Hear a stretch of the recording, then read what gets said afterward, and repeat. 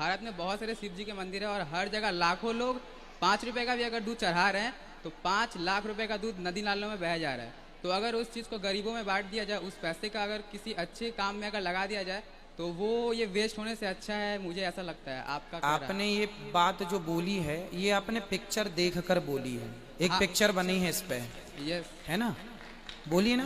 हाँ हाँ। आपने पिक्चर देखी फिर आपने ये बात बोली। पिक्चर में इतना कुछ नहीं बोला था, पर जब नहीं, उनने बोला था कि पिक्चर गरीबों में बांट देना था, दूध से क्या होता है, गरीबों में बांट दो। अब मैं आपको बताऊं आपका उत्तर। देखो ये दास अनिरुद्ध है ना, यस। यहाँ पे कोई भी आता है सबको भोजन मिलता है कि नहीं? जी हाँ गुरुजी। यहाँ आपने कहीं नाली पे दूध बहते देखा? नहीं गुरुजी। हम कर रहे हैं ना सेवा जो हमसे बनती है, यस। कर रहे हैं ना। हाँ, हजारों लोग भोजन कर रहे हैं, सवेरे संतों को खीर बटती है, दूध से ही बनती है, बट रही है ना। जिन्होंने पिक्चर बनाई है उनसे आप ये सवाल क्यों नहीं किए जैसा आपने सवाल हमसे किया? क्या उनसे सवाल नहीं करना चाहिए कि चलो हम शंकर जी पर दूध नहीं चढ़ाते, गरीबों में बांटते हैं, जो कि मैं बांटता भी हूँ। शराब पीने से कितनी बहन बेटियों का सुहाग उजड़ जाता है, कितने घर का चूल्हा बुझ जाता है। क्या शराब के खिलाफ शराब नहीं पीनी चाहिए? क्या इस बात पर आज तक कोई पिक्चर बनी? नहीं गुरुजी। नहीं बनी ना। मतलब वो शराब का तो समर्थन करते हैं, जीना अगर जरूरी है तो पीना बहुत जरूरी है, ये वो लोग कहते हैं। मुझे पीने का शौक नहीं, पीता हूँ गम भुलाने को, ये गाने हैं। तो शराब, अब मुझे ये बताओ, शंकर जी पर दूध चढ़ाने से ज्यादा नुकसान है भारत को या शराब पीने से ज्यादा नुकसान है भारत को? गुरुजी मेरे हिसाब से दोनों सही है, क्योंकि अगर आप दूध को भी वेस्ट कर रहे हो इधर शराब को भी पी बेटा रहे दूध ऐसा है कि दूध तो गाय रोज देती है, हो। जी गुरुजी। रोज दूध तो गाय रोज भाई, गाय जिसके घर में होगी वो दूध निकालेगा, जाके बेच देगा, उसको पैसे में, उससे तो रोजगार बन रहा है, उससे तो रोजगार बन रहा, उससे किसी के प्राण नहीं जाएंगे। संभावना नहीं है कि कोई मर जाएगा, लेकिन शराब पीने से संभावना है कि लोग मर जाते हैं। तो क्या शराब नहीं बंद होनी चाहिए? इसके खिलाफ क्या पिक्चर नहीं बनानी चाहिए? बनानी चाहिए, पर मुझे मौका नहीं मिला आज तक पूछने का, तो आपसे आज मिला, इसलिए मैं आपसे इस सवाल को पूछा। इसलिए शंकर जी को दूध चढ़ाना ये लोगों की अपनी श्रद्धा है और इसके पीछे एक बहुत बड़ा साइंस है। अब मुझे आप ये बताओ कि शंकर जी के ऊपर दूध कब चढ़ाया जाता है, किस महीने में? सावन में। हाँ, बिल्कुल सही उत्तर दिया बच्चे ने।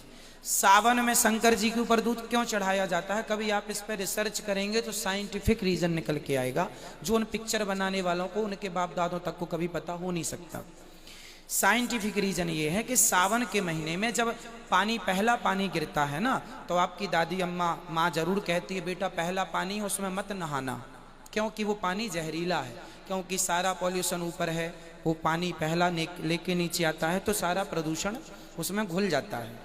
तो पहले पानी से जो पहली घास पैदा होती है वह पहली घास भी जहरीली होती है, हाँ या ना?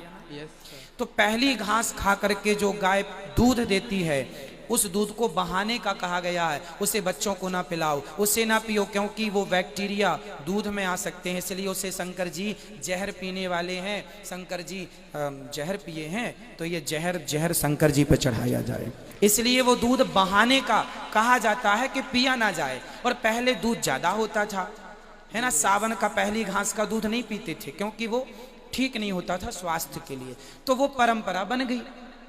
12 महीने शंकर जी पर दूध नहीं चढ़ाता कोई, सावन विशेष होता है। उस सावन में क्यों होता है? पहली घास का पहला दूध गैया खाएगी, घास पहला दूध होगा तो वो नुकसानदायक, इसलिए वो परंपरा बन गई। क्या पहला दूध चढ़ा दो शंकर जी को, जब घास हो जाए ठीक ठाक, जब पानी गिरने लगे कंटिन्यू, तो फिर उस घास से, उस पानी से जो घास होगी वो ठीक होगी। इसलिए शंकर जी पर दूध चढ़ाना, उस शंकर जी पर दूध चढ़ाने से किसी का नुकसान कुछ नहीं है, क्योंकि गाय हर रोज दूध देती है। अब आप कहते हैं गरीबों को पिलाओ, तो गरीब लोग जो पिक्चर देखने के लिए आप लोग बड़े बड़े मॉलों में जाते हैं ना, वहां गरीब नहीं बैठा होता, आज भी गरीब मंदिर के बाहर ही बैठा होता है। उसको पता है कि जो दूध चढ़ाने आएगा वो 5 रुपए मुझे भी देगा।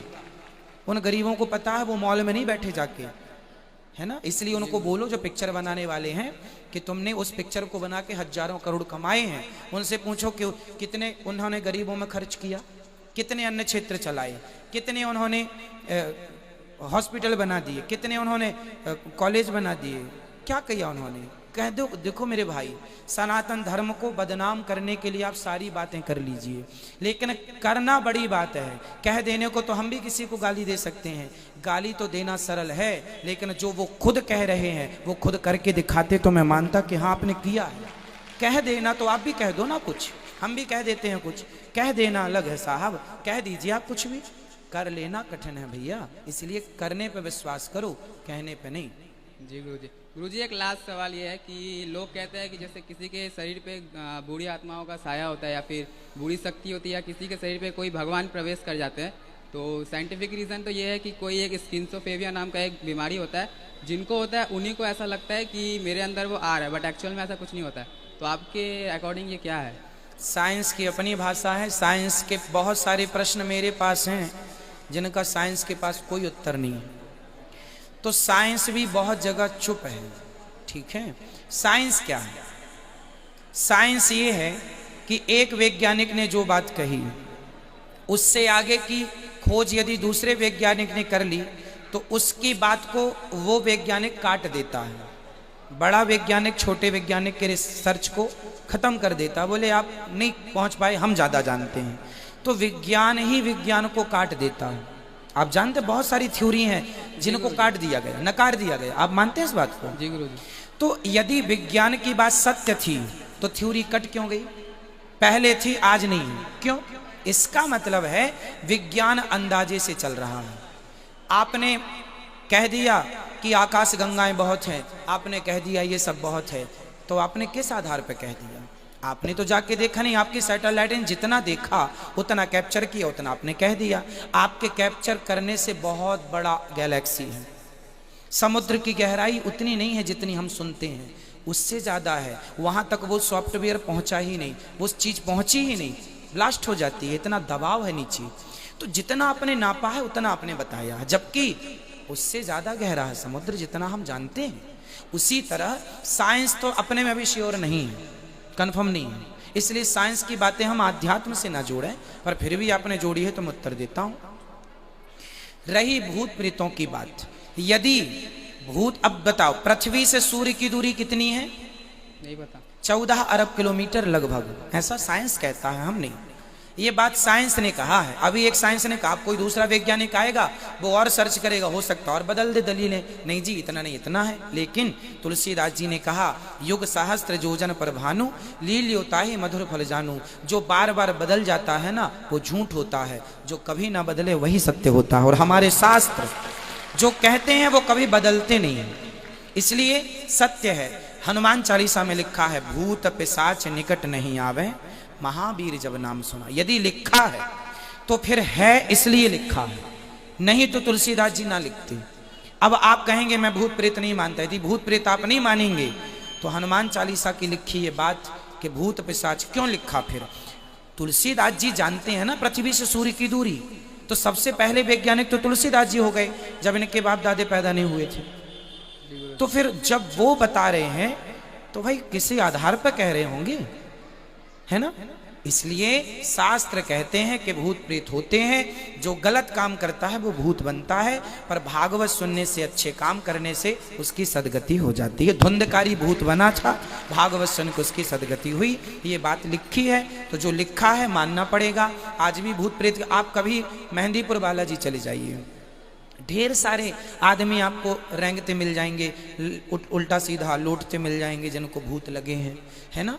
तो आप जाएंगे तो आप चाहेंगे कि हमें भी लगे, तो उनसे मांग लीजिए, आपको भी लग जाएगा।